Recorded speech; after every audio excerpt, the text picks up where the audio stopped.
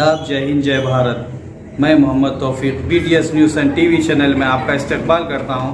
आइए देखते हैं आज की ताज़ा खबर। अगर सत्ता बनती है तो महिलाओं का मंगलसूत्र उतार कर मुसलमानों को दे दिया जाएगा, उसके ऊपर आपका क्या कहना है? मोदी जी को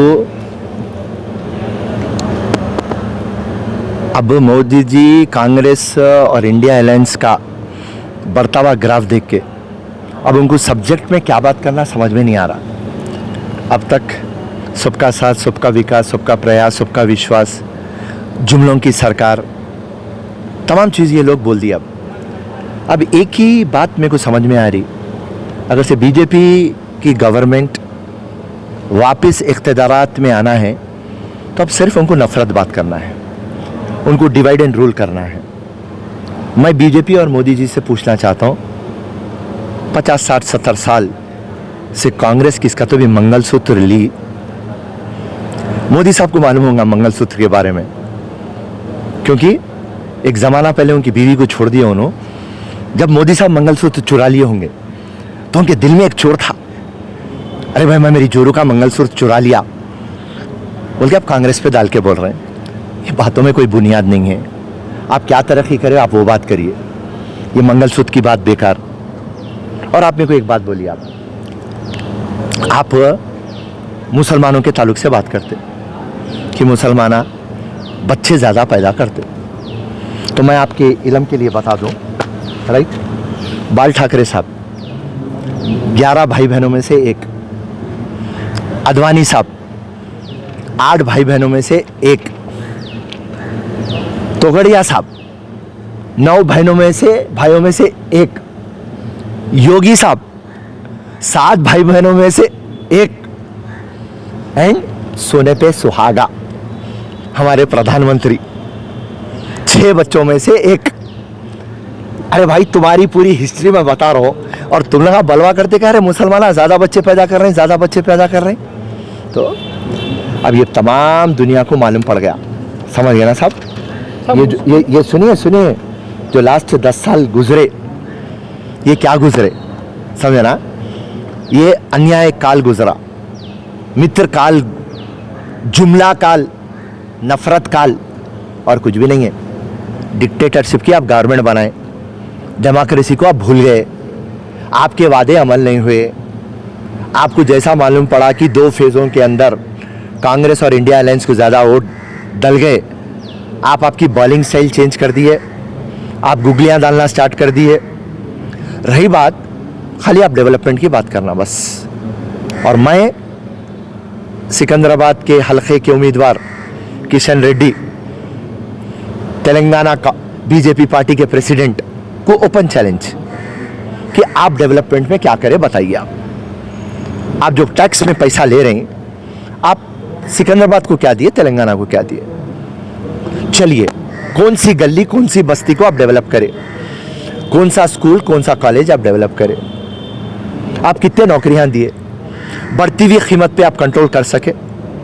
खाली आपका एक ही काम, जहां पर भी नॉन बीजेपी गवर्नमेंट रहना वहां पे वो गवर्नमेंट को कैसा गिराना। जो बीजेपी का पार्टी का अपोजिट लीडर तगड़ा रहना, उसको ईडी का रेड, इनकम टैक्स का रेड, सीबीआई का रेड, इलेक्शन कमीशन, ये पूरे ऑटोनमस बॉडी को आप यूज करना और उनको कंट्रोल करना। जितने भी सेंट्रल एजेंसीज है उनका पावर आप खींच लिए। तो आप एक तानाशाही हुकूमत कर रहे हैं नरेंद्र मोदी। तो ये तानाशाही हुकूमत जाने के लिए कांग्रेस को लाना बहुत जरूरी है।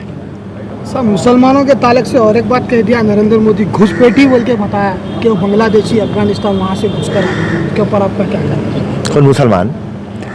देखो साहब, जो हिंदुस्तान में आ गया वो हिंदुस्तानी है, राइट। मैं जैसा लास्ट टाइम भी आपके चैनल को बोला, 5000 साल की हिस्ट्री में ना को जाओ बाबा। अरे भाई हिंदुस्तान में ऊपर से आर्यंस आए, नीचे से द्रविडियंस आए, हाँ, इंडस वैली सिविलाइजेशन। मैं हिस्ट्री पढ़ रहा हूँ नरेंद्र मोदी। जो हिंदुस्तान में आ गया। हिंदुस्तान की खासियत क्या है? अनेकता में एकता है। और हम कभी भी क्या बोलते थे, अगर से अमेरिका सूरज है, रशिया चांद है, England, Australia, France, Germany star है, तो हिंदुस्तान एक रेनबो है। हिंदुस्तान की जो ऐन है, कॉन्स्टिट्यूशन है, उसकी बुनियाद क्या है? That we are sovereign social secular democratic republic. इसका मतलब क्या है? हम एक है। यहाँ मजहब को, रीजन को नहीं देखा जाता, भाषा को नहीं देखा जाता, लंबा है, काला है, मोटा है, गिड्ढा है, फकीर है, गरीब है, हिंदुस्तान में नहीं देखते। हिंदुस्तान में एक है। तो तुम ये तमाम चीज़ हम भूल के, हाँ, मुसलमान यहाँ से आया, ये तमाम बातों में दम नहीं है। खाली आप डेवलपमेंट के बारे में बात करिए। आप हिंदुस्तान को 10 साल में आप क्या दिए? सर, बीआरएस के प्रेसिडेंट का कहना है कि हुकूमत गिरा देते बोल के बात कर रहे थे कॉन्फ्रेंस से, उसके ऊपर आपका क्या कहना है? अरे बीआरएस को अब मैं एक ही बात बोल रहा हूँ, बाई डिफ़ॉल्ट उनका एक एमपी जीतते, वरना उनका वजूद ख़त्म हो जाता। और जितने भी बीआरएस के एमएलएज है, दीवार पे बैठे हुए बंदरों के वैसा, और वो बंदरा कूदना चाह रहे हैं कांग्रेस में। तो अब केसीआर और केटीआर को बोलने के लिए कुछ भी नहीं बचा। अगर से उन्हें ये बातें नहीं बोले तो उनके पूरे एमएलएस चले जाते। अगर से उनके एमएलएस टिके हुए रहना है तो साइकोलॉजिकल गेम खेलना है, डाइवर्शन टैक्टिक्स करना है, सब्जेक्ट से हट के बात करना है, तो उनकी मजबूरी के लिए वो लोग कर रहे हैं। उसमें कोई बात में दम नहीं है।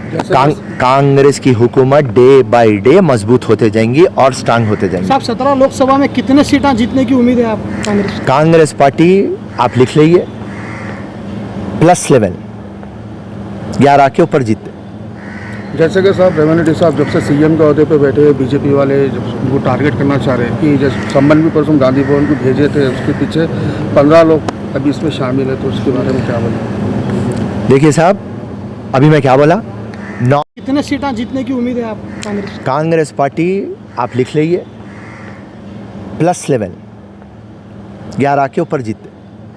जैसे कि साहब रेवन्यू रेड्डी साहब जब से सीएम के अहदे पे बैठे हैं, बीजेपी वाले जब उनको टारगेट करना चाह रहे हैं कि जैसे संबंध भी परसों गांधी भवन को भेजे थे, उसके पीछे 15 लोग अभी इसमें शामिल है, तो उसके बारे में क्या बोलें? देखिए साहब, अभी मैं क्या बोला, नॉन बीजेपी गवर्नमेंट जहाँ भी है उनके सेंट्रल एजेंसीज आ जाते। दिल्ली में पूरा कमांड कंट्रोल अरविंद केजरीवाल की सरकार है, मगर अरविंद केजरीवाल अंदर है, और होम डिपार्टमेंट किसके हाथ में है? बीजेपी, अमित शाह। सो रेवंत रेड्डी एक आग है, आग को तो लाना है। तो इसके लिए ये तो बात तो हम पहले दिन से बोलते थे। जब भी कोई भी इनके खिलाफ तगड़ी तरीके से बातचीत करता, वहाँ पे रेड होता, नोटिस आता, समन आता, अरेस्ट होता। ये तो ओपन सीक्रेट हो गया। अब डेमोक्रेसी तो कहाँ रही? तानाशाही रही। राजा के बारे में नहीं बोलना, राजा के घर के बारे में नहीं बोलना, सारी दुनिया के बारे में बकवा कर ले तू बचावा रहता। हमारे ताल्लुक से बोलेंगा तिहार को आ जाना, ये इनविटेशन भी जाता भाई नरेंद्र मोदी। ये तो पूरी दुनिया को मालूम हो। हम पहले जब बोलते थे तो बोलते अरे फिरोज़ खान क्या बोलते यार हो, पर आज पूरों को मालूम पड़ गया। केसीआर साहब का ये कहना है कि बीजेपी और कांग्रेस दोनों मिलकर मेरी बेटी को जेल भेजा दी है, बोल के प्रेस कॉन्फ्रेंस में बोल रहे थे। अरे सिंपति रे, टाइमिंग देखो यार हो, कविता को कब की जेल भेजाना था। अब इलेक्शन के टाइम पे कई को बीआरएस को सिंपति आने और दुनिया को पता चलने कि अरे बीजेपी वाकई में ग्रेट है भाई, ईमानदार पार्टी है, किसको भी नहीं छोड़ रही। तो बीजेपी को एडवांटेज आना, बीआरएस को एडवांटेज आना। हाँ, 365 दिन के अंदर यही दिन मुकर्रर था, यही महीना मुकर्रर था, इलेक्शन से पहले बुला के जेलों में डालना। ये बीजेपी का एक ड्रामा है रे भाई, और कुछ भी नहीं है, पॉलिटिकल स्टंट है। साहब, एक लास्ट क्वेश्चन है।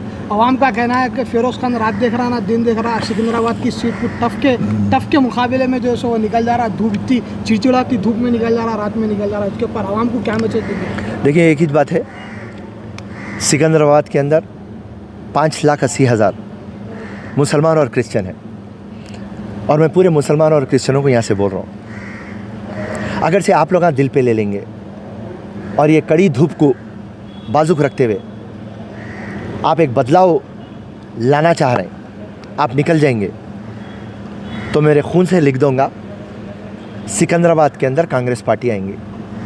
और सिकंदराबाद की कांग्रेस पार्टी आना उतना इम्पॉर्टेंट नहीं है। ये जो आपका वोट है वो कांग्रेस को जाएगा और इंडिया अलायंस को जाएगा। एक जो तानिशा है उसको निकालने का है। सो मेहरबानी करके जिस दिन सिकंदराबाद के मुसलमान और क्रिश्चियन और दलित डिसाइड कर लेंगे, और दलितों को मैं एक बात बोल रहा हूँ, बीजेपी कभी भी दलितों का अच्छा नहीं चाहिए। जो भी दलितों के लिए रिजर्वेशन लाई वो कांग्रेस पार्टी लाई, सब प्लान लाई वो कांग्रेस पार्टी लाई, और जितने भी लोन फैसिलिटी करी वो कांग्रेस पार्टी करी। तो ये 3 जने अगर से इकट्ठा हो गए तो फिर कांग्रेस का जीतना दीवारों पर लिखा हुआ है। मगर ये लोग अगर से आगे पीछे होंगे और वोट डालने नहीं आएंगे तो वहाँ पे मुश्किल आ जाएंगे। जय हिंद, जय कांग्रेस, धन्यवाद।